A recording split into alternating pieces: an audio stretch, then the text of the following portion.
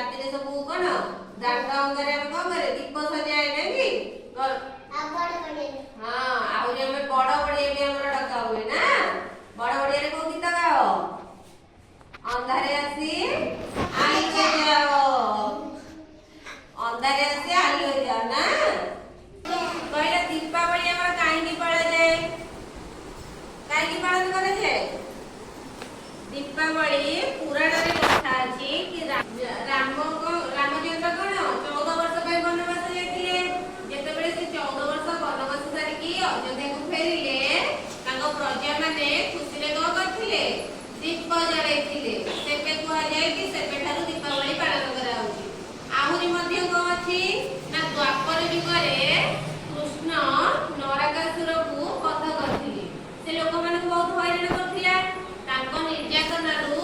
ଶ୍ରୀକୃଷ୍ଣ କଣ ଲୋକମାନଙ୍କୁ ଉଦ୍ଧାର କରିଥିବାରୁ ଦ୍ୱାରିକା ନଗରୀରେ ସମସ୍ତେ କଣ କଲେ ଦୀପ ଜାଳିଥିଲେ କୁହାଯାଏ କି ସେଦିନଠୁ ବି ଦୀପାବଳି ମଧ୍ୟ ପାଳନ କରାଯାଉଛି ବୁଝିପାରିଲ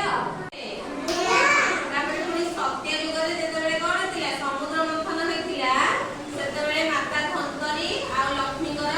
ଆବିର୍ଭାବ ହେଇଥିଲା ସେତେବେଳେ ବି ତାଙ୍କୁ ଦୀପ ଜଳାଇ କଣ ସ୍ୱାଗତ କରାଯାଇଥିଲା ବୋଲି କୁହାଯାଏ ହେଲା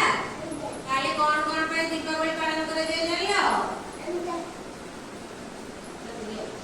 ତାହେଲେ ଦୀପାବଳିରେ ଆମେ କଣ କଣ କରେ